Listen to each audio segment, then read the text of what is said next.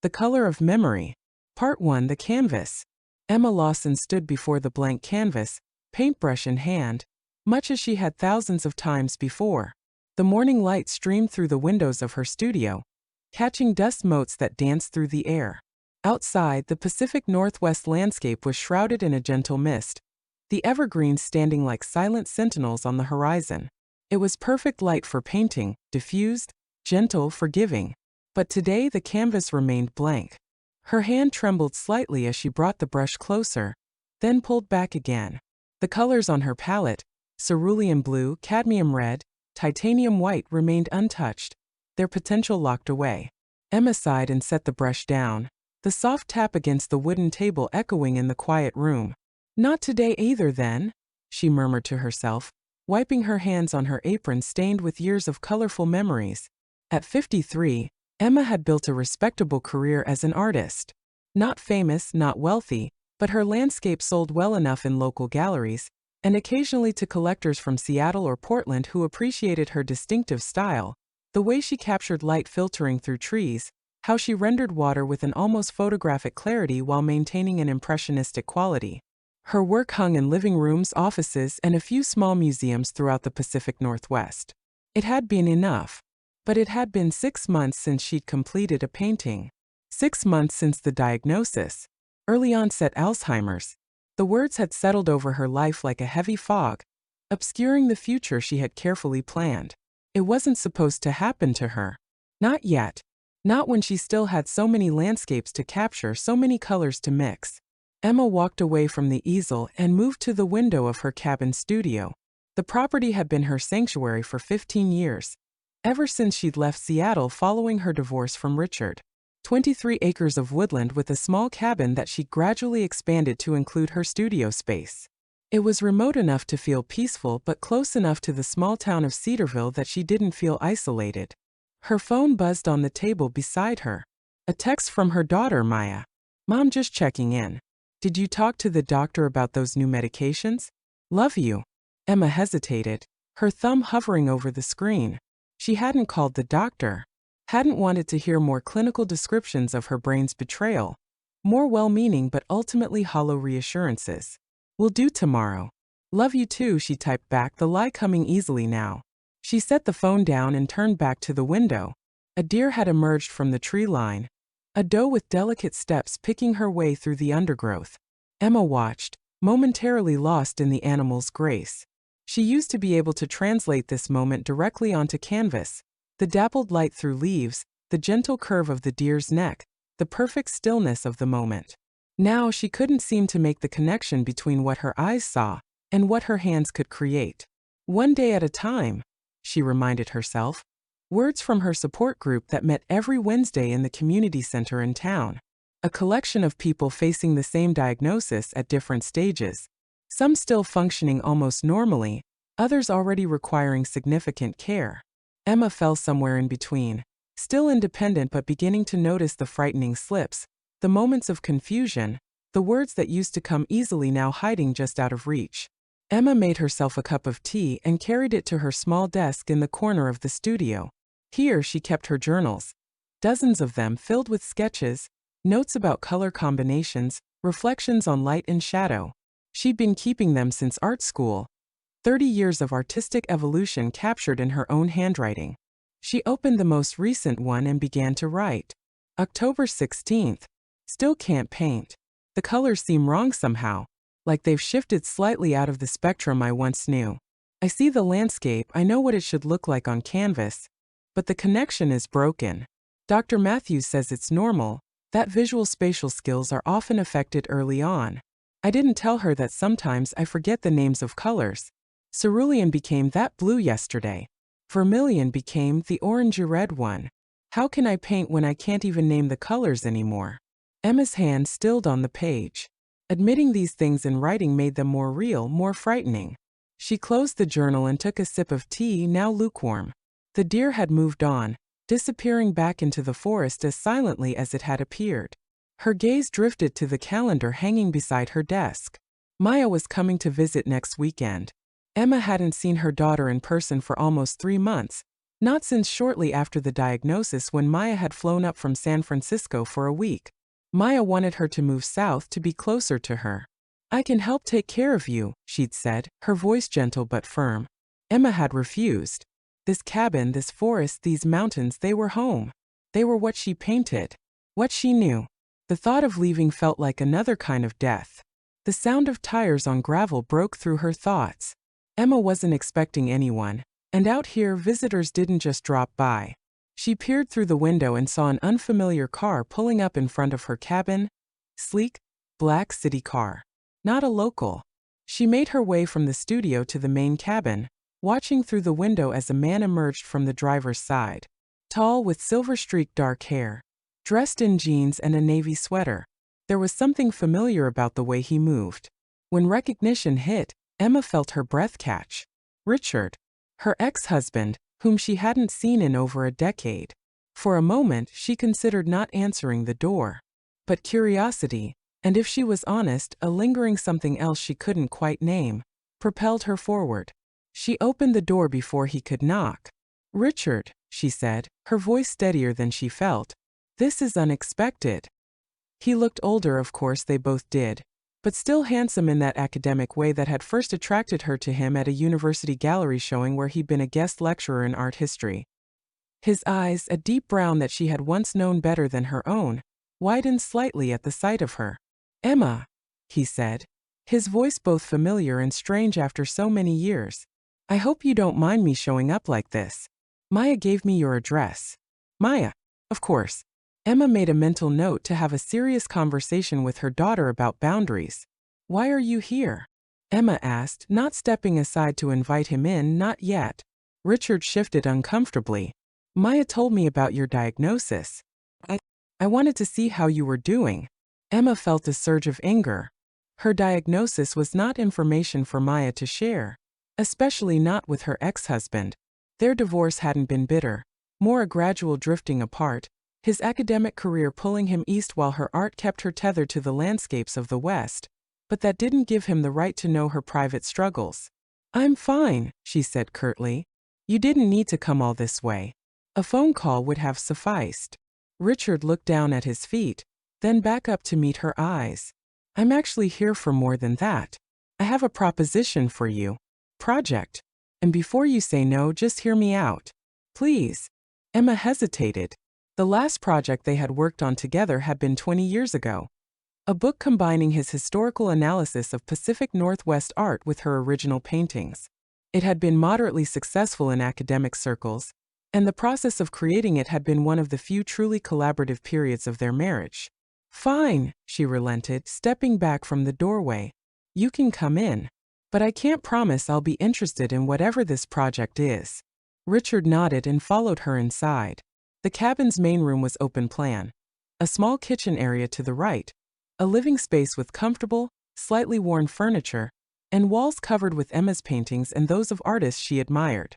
A wood stove in the corner provided heat, though it wasn't lit on this mild autumn day. "Nice place," Richard said, looking around. "Very you." Emma gestured for him to sit on the sofa while she took the armchair opposite. "What's this project?" Richard leaned forward, elbows on his knees. "I'm curating a retrospective exhibition at the Burke Museum in Seattle. Evolving Landscapes. The Changing Face of Pacific Northwest Art. It spans from the early indigenous art traditions through to contemporary works. I want to feature some of your paintings." Emma stared at him. "You came all the way out here to ask if you could include my work in an exhibition? That could have been an email, Richard. There's more," he continued. "I want to commission new work from you specifically for the exhibition. A series that captures the evolution of your own style and perspective over the years. The exhibition opens in 10 months. It would be a significant feature, Emma." Emma felt a cold weight settle in her stomach. 10 months. Who knew what her condition would be in 10 months? Who knew if she'd even be able to hold a paintbrush by then? "I can't," she said flatly. "Why not? This would be good exposure for your work. And the commission fee is substantial." "I'm not painting anymore," Emma said, the words tasting bitter in her mouth. "I've decided to take a break." Richard's expression shifted, confusion giving way to understanding. Is it because of the diagnosis? Maya mentioned you were struggling with some aspects of your work. The anger flared again. What else did Maya tell you? Not much, Richard said quickly.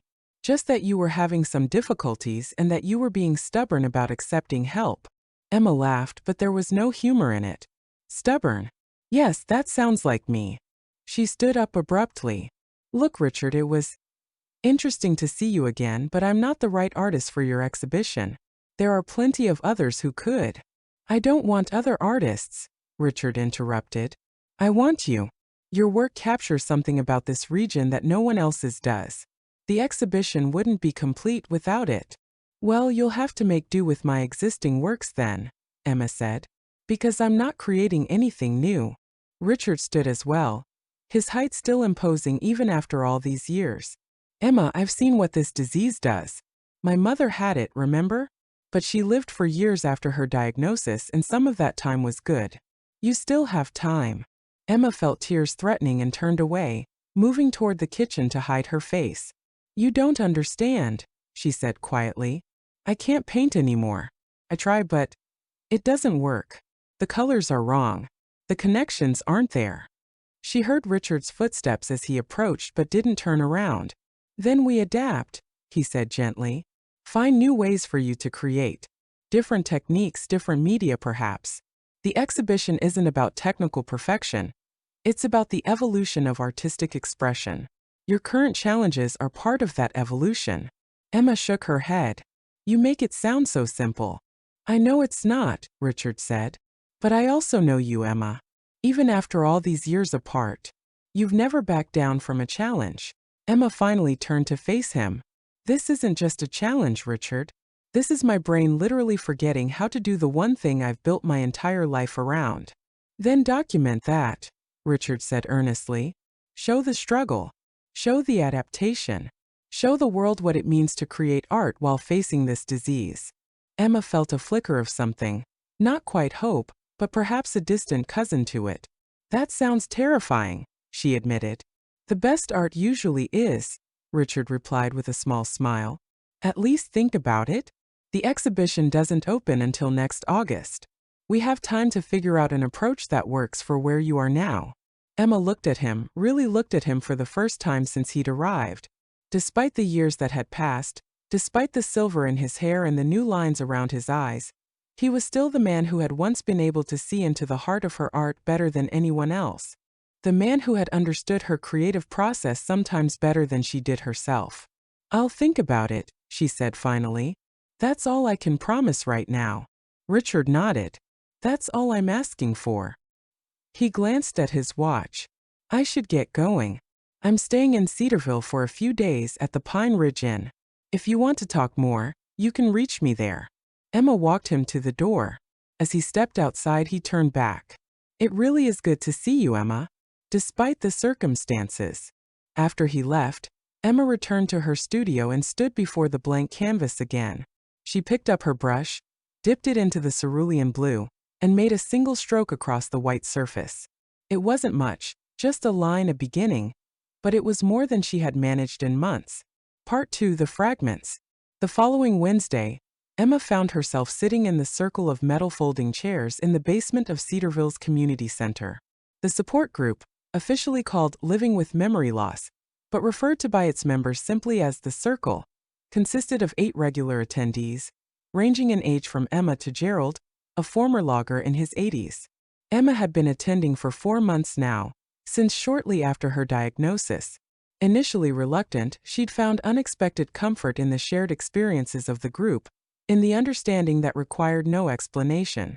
I lost my keys 3 times yesterday, Margot, a former elementary school principal in her early 60s, was saying. Found them in the refrigerator the last time. She laughed, and the others joined in, not mockingly, but with the gentle recognition of a common experience. Medicine cabinet for me, said Theo, a retired pharmacist. Found my coffee mug in there this morning. Emma smiled at the familiar rhythm of these exchanges. The group had an unspoken agreement to begin with these small moments of confusion, the daily indignities of their shared condition, before moving on to the heavier aspects. And how about you, Emma? Asked Diane, their facilitator, a soft-spoken social worker specializing in dementia care. Any moments you'd like to share this week? Emma hesitated. She usually participated in this opening ritual with her own anecdotes. The time she'd put salt in her coffee instead of sugar, or when she'd gotten lost driving home from the grocery store she'd visited hundreds of times. But today her mind was elsewhere.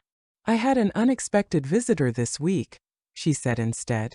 My ex-husband. This caught everyone's attention. Personal relationships were a frequent topic in the group, how the diagnosis affected families, friendships, romantic connections, the isolation that often followed as people pulled away, unsure how to relate to someone with a progressive cognitive illness. That must have been surprising, Diane prompted gently. It was, Emma agreed. We've been divorced for 15 years, barely in contact except through our daughter. But he came with a proposal. She explained about the exhibition, the commission, Richard's suggestion that she document her changing relationship with art. What do you think about his idea? Asked Liam, the youngest member of the group at 48, whose early-onset Alzheimer's had forced him to leave his job as an architect. Emma sighed. I don't know. Part of me thinks it's ludicrous. My work is falling apart. Why would I want to document that? Put it on display for everyone to see. But the other part? Diane asked. The other part wonders if this might be my last chance to create something meaningful, Emma admitted. To leave behind a body of work that speaks to this experience. She gestured vaguely around the circle. I think it sounds wonderful, said Eleanor, a soft-spoken woman who had once been a concert pianist before tremors and memory issues had taken that away from her. To transform loss into creation. Isn't that what art has always been about? Loss into creation, Emma repeated thoughtfully. I suppose you're right. Are you worried about working with your ex-husband again? Diane asked. Emma considered this. Strangely, no. Richard always understood my art. Even when he didn't understand me, there's a safety in that somehow. The conversation shifted to others in the group, but Emma remained preoccupied with the idea that had begun to take shape in her mind. By the time the session ended, she had made her decision. Instead of driving home, she made her way to the Pine Ridge Inn, a modest 3-story hotel that served the occasional tourists who came through Cedarville for hiking or fishing. Richard was in the small lobby, reading a book in one of the armchairs by the fireplace. He looked up as she approached, surprise and something like pleasure crossing his face. Emma, I'll do it, she said without preamble. The exhibition, but on my terms. Richard closed his book. I'm listening. I want complete creative control, Emma stated. Whatever form this takes, it has to be my vision, not shaped to fit some curatorial concept. Of course, Richard nodded. And I want to be honest about the diagnosis in the exhibition materials. No hiding it, no euphemisms. Richard's expression sobered. Are you sure? That's very personal information to share publicly. That's the point, Emma said firmly. This isn't just about pretty landscapes anymore. If I'm going to do this, it needs to be authentic. All right, Richard agreed. What else? I'll need help, Emma admitted, the words difficult to say. Not with the creative vision, but with the execution sometimes. There are days when things don't work the way they should. Richard nodded. We can arrange for an assistant. Someone with technical skills but who will follow your direction. And finally, Emma said, I want Maya involved. Not as an artist, but she should be part of this process. She's been trying to connect with me about the diagnosis, and I've been pushing her away. Maybe this is how we can meet in the middle. I think that's a wonderful idea, Richard said softly. She'd like that. They spent the next hour in the hotel restaurant, sketching out preliminary ideas over coffee. By the time Emma left, the shapeless anxiety that had been her constant companion for months had transformed into something more focused. A nervous energy, but one with purpose. As she drove back to her cabin, the setting sun painted the evergreens in shades of gold and amber. Emma found herself mentally cataloging the colors, the way light filtered through the branches, the particular quality of autumn light in the Pacific Northwest. For the first time in months, she felt the familiar urge to capture what she was seeing. At home, she went directly to her studio and picked up her journal. October 21st. I said yes to Richard's exhibition proposal. I'm terrified and exhilarated in equal measure. I don't know if I can do this, but I know I have to try. Today, I saw the sunset on the drive home, and for a moment, I remembered what it feels like to see the world as a painter, to translate light and color and feeling onto canvas. The connection was there, however briefly. I'm calling the project, The Color of Memory. It will be a series that documents not just my changing artistic abilities, but the emotional landscape of losing parts of myself while trying to hold on to others. I don't know what the final pieces will look like yet. Maybe they won't look like anything I've created before. And maybe that's okay. Emma closed the journal and walked to the easel where the canvas still stood with its single blue stroke. She picked up a brush, dipped it in cadmium red, and added another line that intersected with the first. It wasn't a landscape. It wasn't representative of anything external, but it felt true in a way she couldn't articulate. She worked until the light faded, adding colors and shapes that responded to each other on the canvas. When she finally stepped back, she looked at what she'd created. Abstract, emotional, raw. Nothing like her usual meticulous landscapes, but undeniably hers. The next morning, Emma called Maya. "Mom, how are you feeling today?"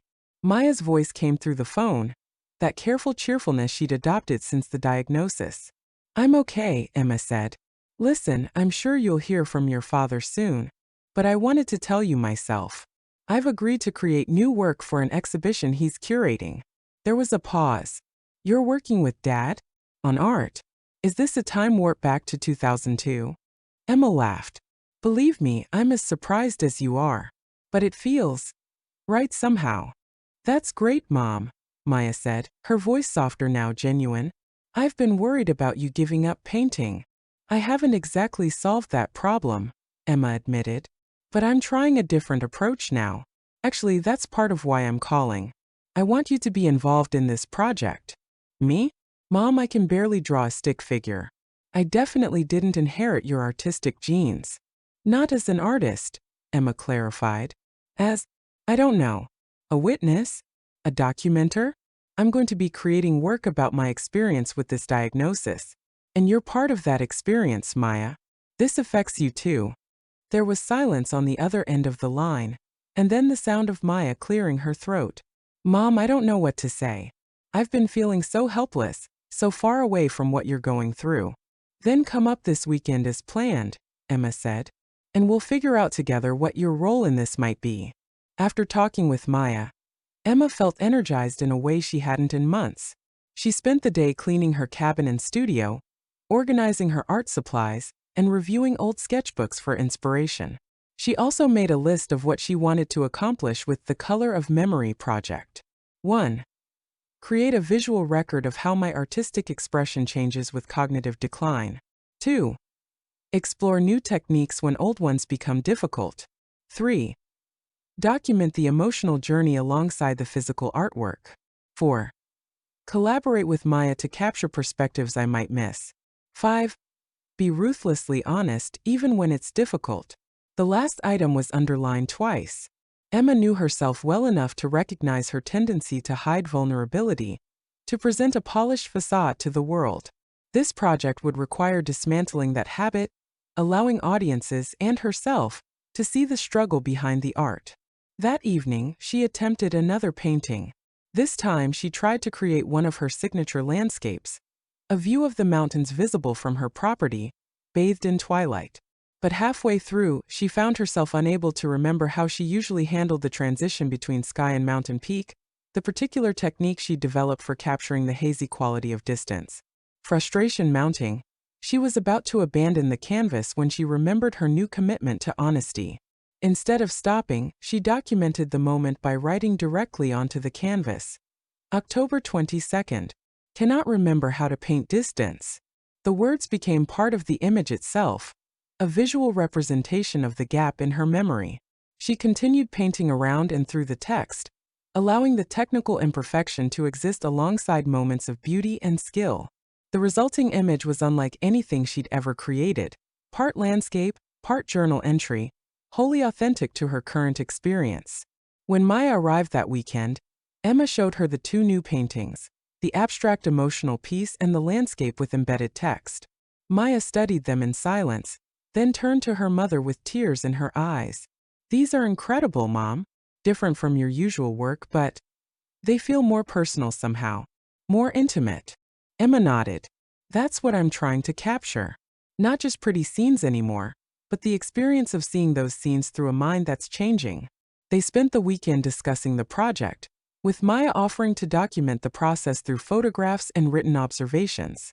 As a freelance journalist, she had skills that complemented Emma's artistic vision perfectly. I could create a companion piece, Maya suggested. A daughter's perspective on watching her mother navigate this journey. If you're comfortable with that kind of transparency. Emma hesitated only briefly before nodding. Complete honesty, remember? That includes your experience too. By Sunday evening, they had established a plan. Maya would come stay for a week each month, documenting Emma's artistic process, while working on her own written component of the project. Between visits, they would have regular video calls where Emma would show her current work and discuss any challenges or breakthroughs. As Maya prepared to leave, she hugged her mother tightly. I'm proud of you, Mom. This is brave. Emma held her daughter close. I'm terrified, she admitted. But at least now I'm terrified with purpose. After Maya left, Emma emailed Richard a progress report and some photographs of her initial work. His response came quickly. Emma, these are remarkable.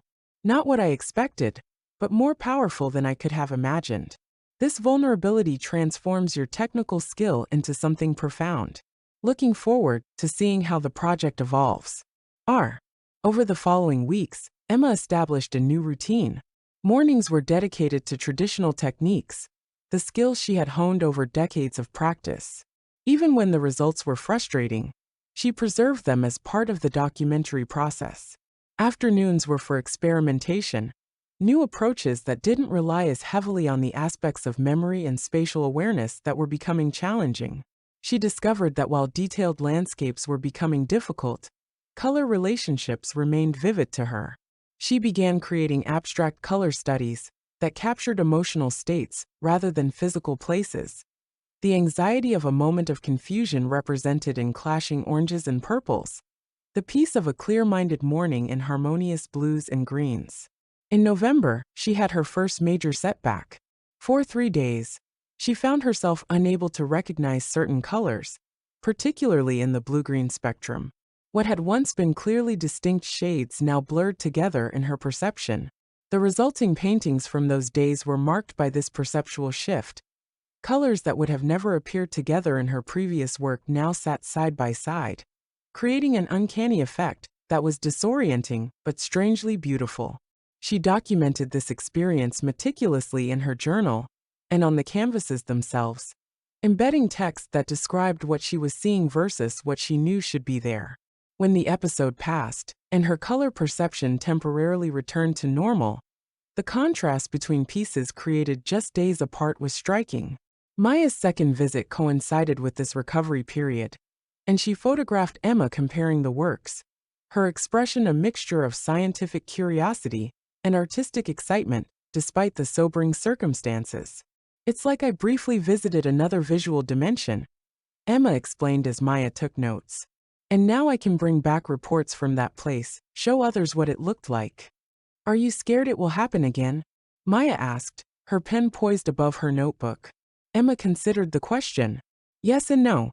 It's frightening to lose something so fundamental to how I experience the world. But artistically, there's something fascinating about it too. I'm seeing things I never could have imagined before. This perspective, finding creative possibility within cognitive challenge, became central to the project as it developed. Emma began to view her changing brain not just as a source of loss, but as a gateway to new artistic territory that would have remained unexplored otherwise. By December, word about the project had spread through the local art community. A gallery owner from Seattle who had represented Emma's work for years came to visit, bringing with her a documentary filmmaker interested in covering the project. Initially hesitant about adding this additional layer of exposure, Emma eventually agreed after discussing it with Richard and Maya. The filmmaker, Leila Chun, approached the subject with sensitivity and genuine interest in the intersection of art, memory, and identity. Her presence became another facet of the documentation process, her camera capturing moments that might otherwise have gone unrecorded. What do you hope people will take away from this project? Layla asked during an interview in Emma's studio. Emma looked thoughtfully at the growing collection of canvases that lined the walls. I hope they'll see that creativity doesn't have to end with diagnosis, she said finally. It changes, certainly. Sometimes it's harder. Sometimes it takes forms you never expected. But it doesn't disappear. As winter deepened in the Pacific Northwest, Emma's creative output intensified. There were difficult days, periods when the disconnect between vision and execution became so frustrating that she could only work for short periods. But there were breakthroughs too. Moments when her artistic instincts found new pathways around the obstacles her changing brain presented. One particularly significant development came when Emma began incorporating photography into her process. On days when painting from observation became too challenging, she would take photographs of the landscape she wanted to capture, then use the photos as references for her paintings. Sometimes the photos themselves became part of the artwork, collaged onto the canvas and painted over, creating a layered representation of how memory and direct experience intertwined in her perception. Richard visited again in January, spending 3 days at a nearby cabin to review the growing body of work. He moved through Emma's studio silently at first, taking in the evolution of the pieces from the earliest experiments to the most recent mixed-media works. This is extraordinary, Emma, he said finally. You've created something entirely new here. Emma, watching him from her workbench, smiled faintly. Not by choice. No, Richard Knalid. But you've taken circumstances that would cause many artists to stop creating altogether and turned them into this. He gestured at a particularly powerful piece that combined landscape elements with abstract color fields and embedded text describing a moment of confusion during its creation. Sometimes I still wish I could go back, Emma admitted. Create the way I used to. Richard nodded. Of course. But this work has a depth your earlier pieces didn't. There's an urgency here, an authenticity that comes from creating not just with skill, but with your entire being, struggles and all. That evening they sat by the fire in Emma's cabin, drinking wine and talking about the exhibition plans. As curatorial discussions shifted to more personal conversations, Emma found herself reflecting on their past, on the patterns that had led to their separation. We were always better at understanding each other's work than each other, she observed, watching the firelight play across Richard's familiar features. He smiled ruefully. That's probably fair. I was so absorbed in my academic world, and you needed space for your creative process. And now here we are, collaborating again. Life has a strange way of circling back. Richard looked at her thoughtfully. Does it bother you? Working with me again after all this time? Emma considered the question. No, she said finally. It feels right somehow. You understand what I'm trying to accomplish with this project. You always did see the potential in my work, even when I couldn't. A comfortable silence fell between them, years of shared history both connecting and separating them. Emma was suddenly aware of how rarely she allowed anyone into her personal space these days, how accustomed she had become to solitude. Maya seems really engaged with the project, Richard said eventually. Emma nodded. She's been amazing. I think this has given us a way to talk about the diagnosis that feels productive rather than just sad. She's creating something beautiful from this experience too. She gets that from you, Richard said softly. The ability to transform difficulty into creation. Emma felt a sudden wave of emotion, gratitude for this unexpected collaboration, fear of what still lay ahead, pride in what they were creating together. Richard reached across the space between them and took her hand, a simple gesture of support between old friends who had once been much more. We're going to make sure your artistic legacy is secured through this exhibition, he promised. Whatever happens with the disease progression, this body of work will stand as a testament to your creativity and courage. Emma squeezed his hand once before letting go. Thank you for coming back into my life with this project, Richard. I think I needed it more than I knew. After Richard's visit, Emma entered what she later described in her journal as her most productive period. The combination of having articulated her artistic vision to Richard and knowing that the exhibition was taking concrete shape seemed to unlock new creative energy. February brought heavy snow to the Pacific Northwest, transforming Emma's property into a monochromatic landscape of whites and grays. Inspired by this visual simplicity, she began a series of works exploring memory through the metaphor of snow, how it covers familiar landmarks, how it transforms known territory into something mysterious, how it eventually melts to reveal what was always underneath. These snow memory pieces became some of the most powerful in the collection, their restrained palette allowing Emma to focus on form and texture, rather than the color relationships that were becoming increasingly challenging for her to manage consistently. Maya's February visit coincided with a major snowstorm that left them temporarily snowed in at the cabin. This unexpected extension of their time together proved valuable for the project, allowing for deeper conversations and more comprehensive documentation of Emma's process. "I have a question I've been afraid to ask," Maya said one evening as they sat reviewing the day's work. "What happens when you can't paint anymore? When the disease progresses to that point?" Emma had been expecting this question for months, had been asking it of herself in private moments. "The project evolves," she said with more confidence than she felt. "Maybe it becomes more collaborative. Maybe it shifts to other media. But it continues one way or another." She picked up one of her journals. "That's why these are so important. They're a record of my intentions, my thoughts about each piece. If there comes a time when I can't execute the work myself, these journals could become instructions for others. Like a conceptual art project," Maya said thoughtfully, "where the idea becomes as important as the execution." Emma nodded. "Exactly. And you'll be part of that continuation if you're willing. You and Richard both." Maya's eyes filled with tears. "Of course I will be. But I'm hoping that's still a long way off." "Me too," Emma said softly. "But it helps to have a plan. To know that the work can continue even when I can't." March brought the first significant cognitive setback that directly impacted the project. Emma experienced a series of days where she became easily disoriented, struggling to maintain focus on any task for more than short periods. Her neurologist adjusted her medications, which helped somewhat, but the episode served as a sobering reminder of the disease's progressive nature. During this difficult period, Richard arranged for a studio assistant, a recent art school graduate named Tasha who approached the role with sensitivity and respect for Emma's vision. On days when Emma's concentration was limited, Tasha helped implement her ideas, following her directions and the notes in her journals to continue pieces that Emma had begun. Initially resistant to this help, Emma gradually came to appreciate Tasha's quiet presence and technical skill. They developed a working rhythm where Emma would articulate the concept, and Tasha would assist with execution to whatever degree was needed on any given day. "Think of me as your hands when your mind needs a break," Tasha said one afternoon when Emma was particularly frustrated, unable to translate her vision onto canvas. Emma studied the young woman, her earnest expression, her careful attention to detail. There was no pity in her eyes, only professional respect. "My hands," Emma repeated, finding unexpected comfort in the metaphor. "Yes, I think I can work with that." By April, a new rhythm had been established.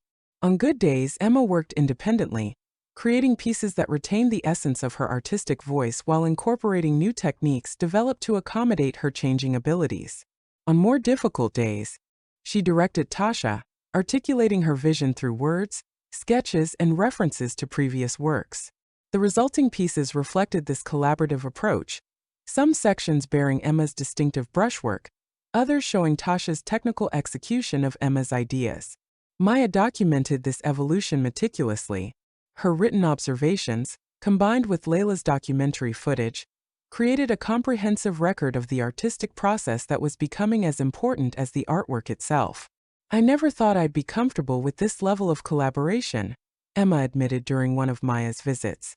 "I've always been so protective of my work, so insistent on doing everything myself." "Necessity is the mother of invention," Maya replied. "Or in this case, collaboration." Emma smiled. "I'm learning that letting go of control doesn't mean letting go of my artistic voice. Sometimes it means finding new ways to make that voice heard." This insight became central to the next phase of the Color of Memory project. Emma began to conceptualize pieces that were intentionally collaborative from the start, Works where her artistic direction was implemented by others, where multiple hands contributed to a unified vision. One particularly striking piece from this period was a large-scale triptych titled Translations. The first panel was painted entirely by Emma during a period of clarity.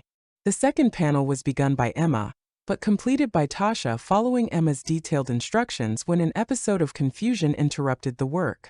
The third panel was conceived entirely by Emma, but executed by Tasha based on Emma's sketches and verbal descriptions.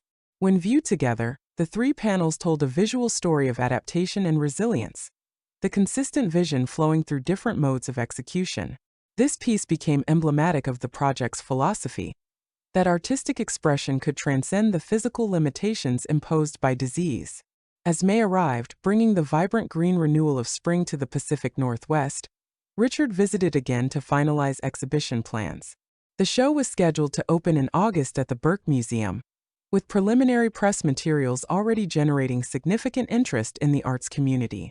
"The response has been overwhelming," Richard told Emma as they walked through her property, enjoying the mild spring weather. "Your willingness to share this journey so openly is resonating with people far beyond the art world." Emma nodded, taking in the familiar landscape, the trees she had painted countless times, the quality of light she had spent decades trying to capture. "I've been thinking about the exhibition layout," she said. "I want it to be chronological, but not just in terms of when pieces were created.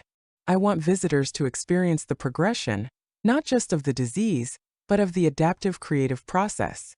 Richard listened attentively as Emma outlined her vision for the exhibition space, how visitors would move through the gallery, experiencing first her pre-diagnosis work, then the initial struggles after diagnosis, followed by the experimental period, and finally the collaborative pieces. "We should include process materials too," Emma continued. "Journal entries, sketches, even some of Maya's documentation and Layla's footage. I want people to understand that this isn't just about the finished products. It's about the journey of creation." "I think that's exactly right," Richard agreed. "The exhibition should be immersive, allowing visitors to step into your experience as fully as possible." As they reached the edge of the property, where a small clearing offered a spectacular view of the distant mountains, Emma stopped. "There's something else I want to discuss," she said, her voice more hesitant now. "I've been thinking about the future, about what happens when I can no longer participate actively in this project." Richard's expression sobered. "What are you thinking?" "I want to establish a foundation," Emma said firmly. "The Emma Lawson Foundation for Arts and Memory. Something that can continue this work beyond my active involvement, supporting artists dealing with cognitive challenges, funding research at the intersection of art and brain health." Richard studied her face. "That's a wonderful idea, and something that could give this project a life beyond the exhibition. Would you consider being part of it?" Emma asked. "Along with Maya, of course, the two people who understand my work best." Richard's eyes betrayed his emotion. "I would be honored," he said simply. Back at the cabin, they began sketching out the foundation concept, discussing potential funding sources and organizational structures.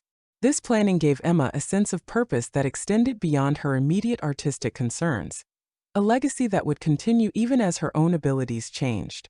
That evening, after Richard had returned to his hotel in town, Emma sat in her studio looking at the growing collection of work for the exhibition. Despite the uncertainty of her future, she felt a surprising sense of peace. She had found a way to transform her diagnosis from an ending into a beginning, not just for herself, but potentially for others facing similar challenges. In June, Emma experienced another significant cognitive shift. For several days, her perception of spatial relationships became profoundly altered. Objects appeared closer or further than they actually were, and the relationship between foreground and background became confused in her vision. Rather than fighting against this perceptual change, Emma leaned into it artistically. With Tasha's assistance, she created a series of works that deliberately played with spatial distortion, offering viewers a glimpse into her altered perception. These pieces, with their unsettling yet captivating manipulation of depth and perspective, created some of the most visually striking and emotionally resonant works in the collection.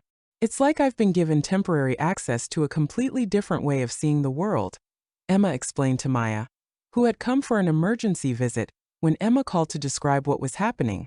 It's disorienting in daily life, but artistically, it's fascinating. Maya watched her mother work with a mixture of concern and amazement.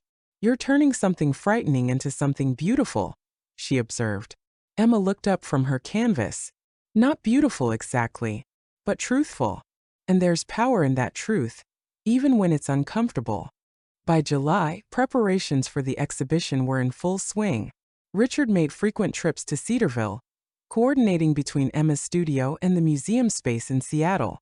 Layla's documentary was nearing completion, with plans for it to premiere alongside the exhibition opening. Maya had completed her written component, a powerful personal essay that would be published in a major arts magazine to coincide with the show. As the opening date approached, Emma experienced increasing anxiety alongside her excitement. The public nature of the exhibition meant exposing not just her art, but her vulnerability to a wider audience than she had originally anticipated. The art world could be harsh in its judgments, and despite Richard's assurances about the positive preliminary response, Emma worried about how her work would be received. What if people see it as exploitative? She confessed to her support group during their weekly meeting. Using my diagnosis as some kind of gimmick? Anyone who sees your work will know immediately that it's authentic, Eleanor reassured her.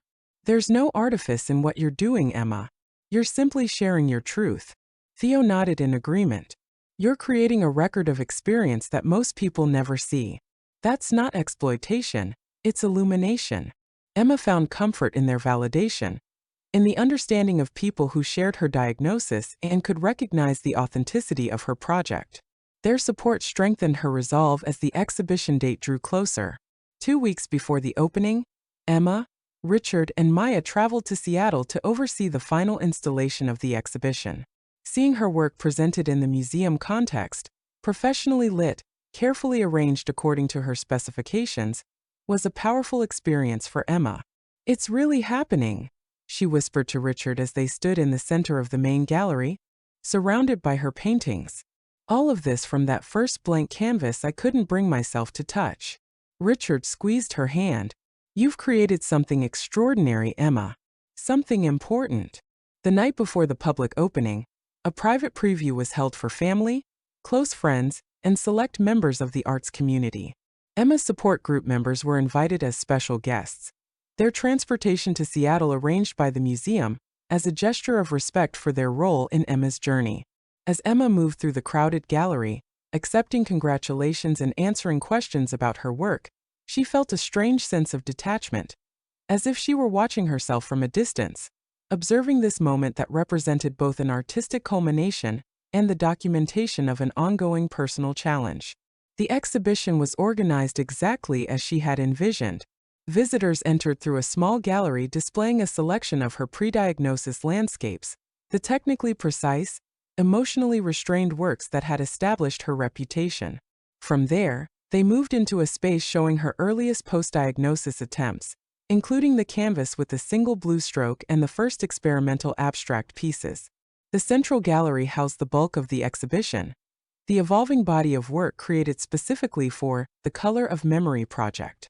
Here, visitors could trace Emma's artistic adaptation through the paintings themselves, supplemented by journal entries displayed alongside the works they referenced, sketches showing her process, and selected photographs from Maya's documentation. A small theater space showed portions of Layla's documentary on a continuous loop, offering viewers insight into Emma's working methods and her collaboration with Tasha. Another area was dedicated to Maya's written perspective, with excerpts from her essay presented alongside family photographs and personal artifacts. The final gallery space showcased the most recent collaborative works, ending with a piece completed just weeks before the exhibition. A large canvas where Emma had directed the overall composition but invited several hands to contribute to its execution. Tasha, Maya, Richard, and several members of her support group had each added elements following Emma's guidance. This final piece, titled Collective Memory, served as both the culmination of the exhibition and a bridge to the future, a demonstration of how artistic vision could be communicated and preserved through community, even as individual abilities changed. At the center of the preview event, Emma was asked to say a few words. Standing before the assembled guests, she felt a momentary panic, Public speaking had never been her strong suit, and the cognitive challenges of recent months made it even more daunting. But looking out at the supportive faces, Richard, Maya, Tasha, her support group members, colleagues from the art world, she found her voice. Art has always been how I understand the world, she began. When I received my diagnosis, I thought that understanding was being taken from me. What this project has taught me is that understanding doesn't disappear, it transforms. The way I see the world is changing, yes, but the need to translate that vision into something shareable remains constant. She gestured to the works surrounding them. These pieces document not just what it's like to create art while facing cognitive decline, but what it means to adapt, to collaborate, to find new pathways for expression when old ones become difficult. They're about loss, certainly, I won't pretend otherwise, but they're also about discovery, about the unexpected gifts that can come from necessity. Emma paused, gathering her thoughts. I don't know what my future holds. None of us does, really. But I know that whatever changes come, art will remain my language, even if I need help speaking it sometimes. And through the foundation we're establishing alongside this exhibition, I hope to help others find ways to keep their creative voices alive through similar challenges. The public exhibition opening the following day exceeded all expectations. Critics praised the show's honesty and artistic innovation. Attendance records were broken. Most importantly to Emma, visitors seemed genuinely moved by the experience, lingering in the galleries, engaging deeply with the works and their accompanying documentation. One visitor comment, written in the exhibition guestbook, particularly touched Emma. Thank you for showing us that creativity doesn't have to end with diagnosis. It just finds new forms. Your courage has given me hope for my own mother's journey. As August turned to September, Emma returned to her cabin in Cedarville. The exhibition would continue through November before traveling to other museums that had already expressed interest in hosting it. The documentary was receiving festival invitations.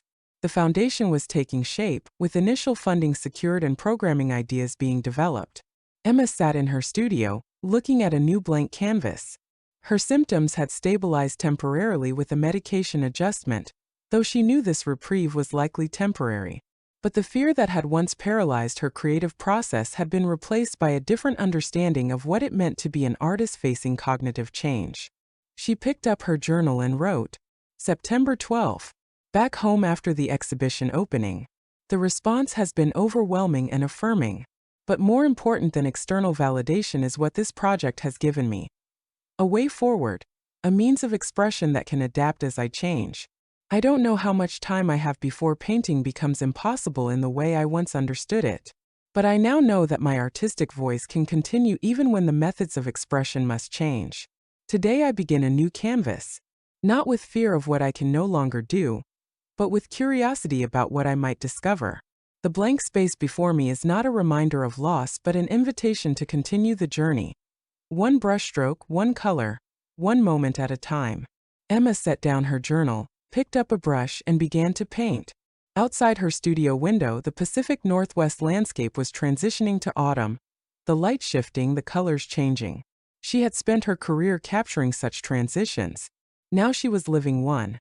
Moving from one phase of artistic life to another, finding beauty and meaning in the passage. As her brush met canvas, she felt that familiar sense of connection, the flow between vision and execution that had defined her life's work. It was different now, altered by her changing brain, but the essential joy of creation remained. And in that moment it was enough. Part 4. Legacy. The winter that followed the exhibition opening brought both challenges and unexpected developments for Emma. As the Pacific Northwest settled into its familiar pattern of short days and long nights, Emma's condition progressed in the unpredictable manner characteristic of early-onset Alzheimer's, periods of relative stability interrupted by sudden changes in cognition, perception, or memory. In December, Emma began experiencing frequent episodes of temporal disorientation, moments when she would lose track not just of the time of day but of what year it was. These episodes, while frightening, became incorporated into her artistic practice through a series of works she called time fragments. In these pieces, created with Tasha's assistance, different moments in time, represented by specific memories, color palettes, or techniques from various periods in Emma's artistic career, existed simultaneously on a single canvas. It's how time feels to me now, she explained to Richard during one of his regular visits. Not linear but overlapping. Yesterday and today and 20 years ago all existing at once. Richard, who had begun spending more time in Cedarville as the foundation work progressed, studied the canvas before them. There's something almost quantum about it, like multiple time streams existing simultaneously. Emma smiled. I never thought my brain's glitches would give me insight into theoretical physics. Their relationship had evolved into something neither of them had anticipated. Not a rekindling of romance exactly, but a deep partnership built on mutual respect and shared purpose. Richard had taken a sabbatical from his university position to focus on the foundation's development, renting a small house in Cedarville to be closer to Emma and the project. Maya, too, had made changes to accommodate the project's expansion. Her freelance work allowed her to split her time between San Francisco and Cedarville, spending longer stretches with her mother, while also maintaining her independent life and career. She had begun work on a book expanding her exhibition essay into a full-length memoir about art, family, and the experience of watching a parent navigate cognitive decline. In January, the Emma Lawson Foundation for Arts and Memory was officially launched, with an impressive initial fundraising success driven by the exhibition's high profile and the powerful story behind it. The foundation's mission statement, crafted by Emma herself during a period of clarity, established 3 core objectives. 1. Support for artists facing cognitive challenges, including grants, adaptive equipment, and studio assistance. 2. Research funding for projects exploring the relationship between artistic creativity and brain health. 3. Public education initiatives about the importance of maintaining creative practice through health challenges. The Foundation's first project was the creation of a comprehensive resource guide for artists dealing with various forms of cognitive change.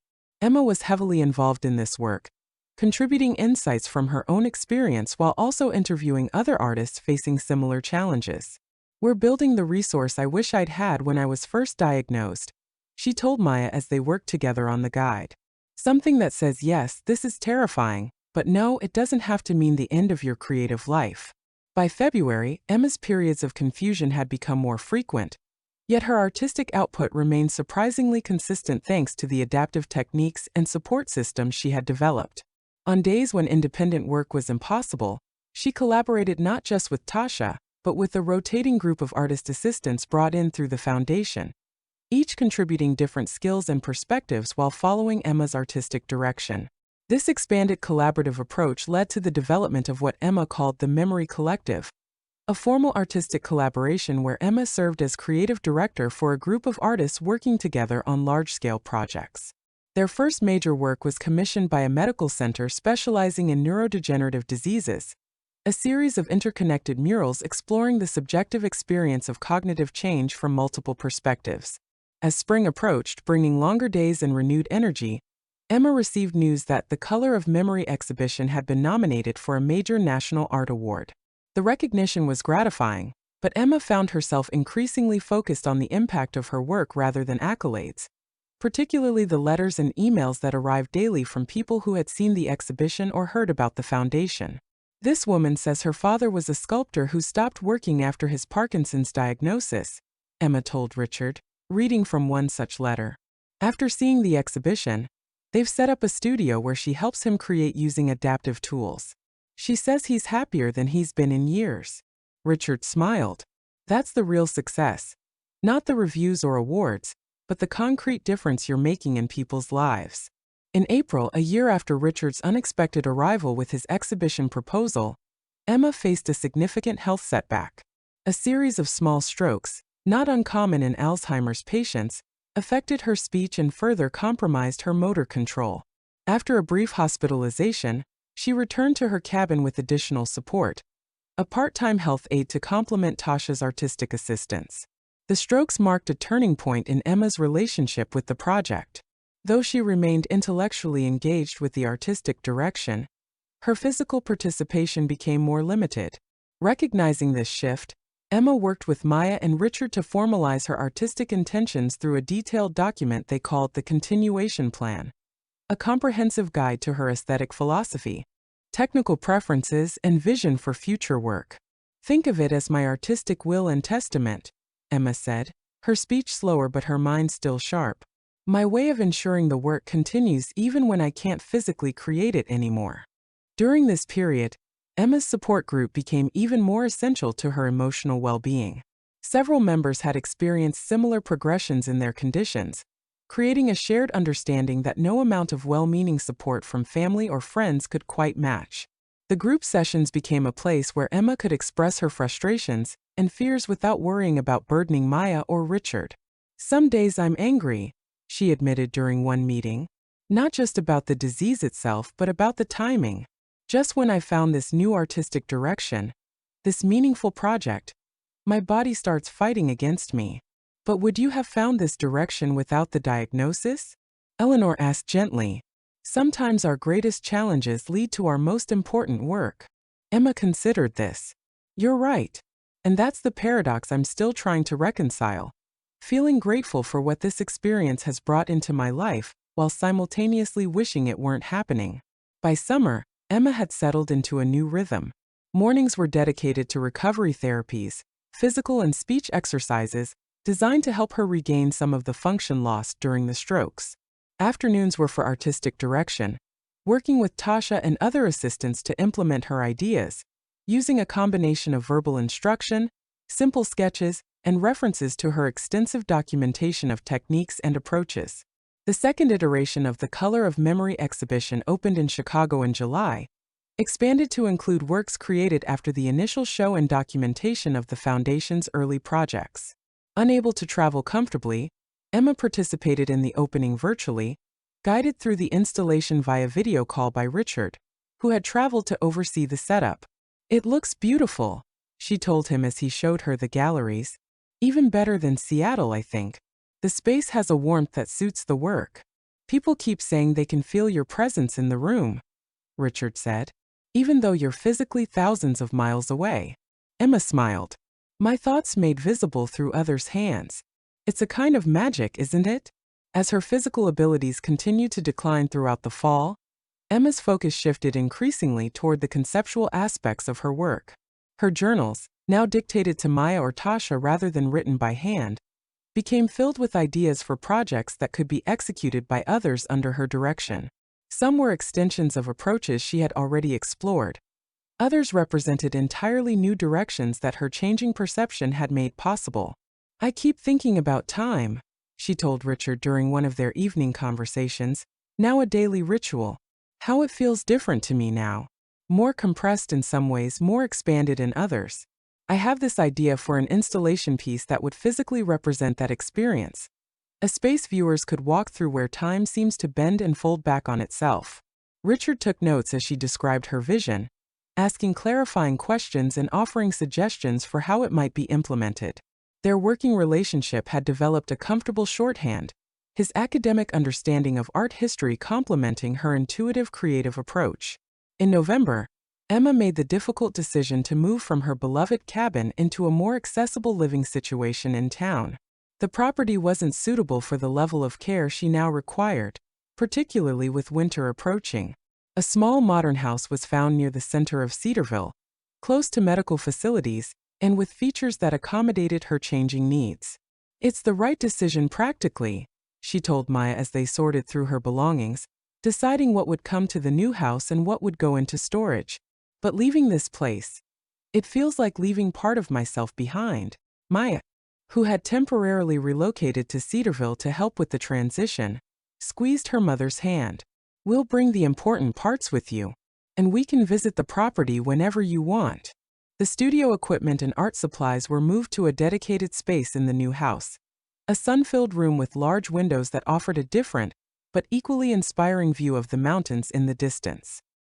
Here, Emma continued to direct her artistic practice, adapted now to her capabilities but undiminished in its conceptual richness. By December, when the first snowfall transformed Cedarville into a winter landscape that reminded Emma of her snow memory paintings from the previous year, she had established a new normal. Daily visits from Tasha and other artist assistants, regular medical support, evening conversations with Richard, who had extended his sabbatical to continue his work with the foundation locally, weekly visits from Maya, who was now splitting her time equally between San Francisco and Cedarville. "I never expected to have so many people in my life at this stage," Emma remarked to Richard during one snowy evening as they sat by the fireplace in her new home. "I always imagined growing old alone in my cabin, stubborn and independent to the end." "Life rarely follows the script we write for it," Richard replied. "But sometimes the revisions turn out to be important parts of the story." Emma nodded, watching the flames dance in the fireplace. "I've been thinking about what comes next. For the project, for the foundation, for all of this." "What are you thinking?" Richard asked, the question an echo of their conversation on the edge of her property many months before. "I want to establish an artist residency program," Emma said. "On my property. Convert the cabin into a space where artists facing health challenges can come to work, with whatever support they need. A place where adaptation and collaboration are built into the creative process from the start." Richard considered this. "It's perfect, Emma. A natural extension of everything you've built this past year. And I want you to continue leading the foundation," she added. "After I'm gone, or when I can no longer participate actively. You and Maya together." Richard's eyes glistened in the firelight. "Let's not get ahead of ourselves. You're still very much the visionary behind all of this." Emma smiled. "Yes, but vision requires implementation. That's the lesson of this entire journey. The idea and the execution, working together to create something meaningful." As the winter deepened and Emma's condition continued its gradual progression, the Color of Memory project evolved into something larger than anyone had initially imagined. The foundation secured funding for the artist residency program, with plans to begin renovation of the cabin property in the spring. Layla's documentary won awards at several film festivals and was acquired for broader distribution. Maya's book found a publisher, with a release date set for the following year. Most importantly, the artistic legacy that Emma had feared losing had instead been transformed and expanded. What had begun as a personal journey to maintain her creative voice in the face of cognitive decline had become a movement, inspiring others to find their own adaptive approaches to creativity through health challenges. On a clear February morning, Emma sat in her studio space surrounded by evidence of this unexpected legacy: photographs of exhibition installations, letters from people touched by her work, plans for the residency program, prototypes for adaptive art tools being developed through foundation grants.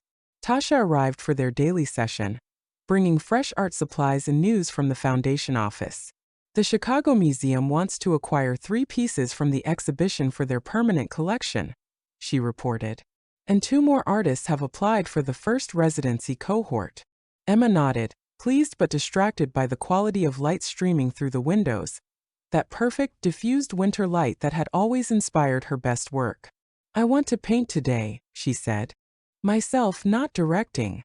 Tasha, accustomed to adapting plans based on Emma's changing abilities and interests, quickly prepared the materials, setting up an easel with a small canvas, arranging brushes that were easier for Emma to grip, placing colors on the palette in the order Emma preferred. With Tasha's help, Emma positioned herself before the canvas. Her hand trembled as she reached for a brush, but the tremor had become part of her technique now, incorporated rather than fought against. She dipped the brush into a pool of cerulean blue, still her favorite color, even as others had become harder to distinguish, and made a single deliberate stroke across the canvas. Outside, the winter landscape was beginning to show subtle signs of the coming spring, a certain quality to the light, a feeling of anticipation in the air. Emma had always been attuned to these transitions, these in-between moments when one season prepared to yield to another. As she painted, slowly, deliberately, with occasional assistance from Tasha, Emma thought about her own transition. Not an ending as she had once feared, but a transformation. A shift from one mode of artistic life to another, just as meaningful, just as true. The painting that emerged over the next few hours was simple. A winter landscape giving way to spring, rendered in broad strokes and a limited palette. It lacked the technical precision of her earlier work but possessed a different kind of power, an emotional directness, an authenticity born from struggle and adaptation. When it was finished, Emma sat back and studied what she had created.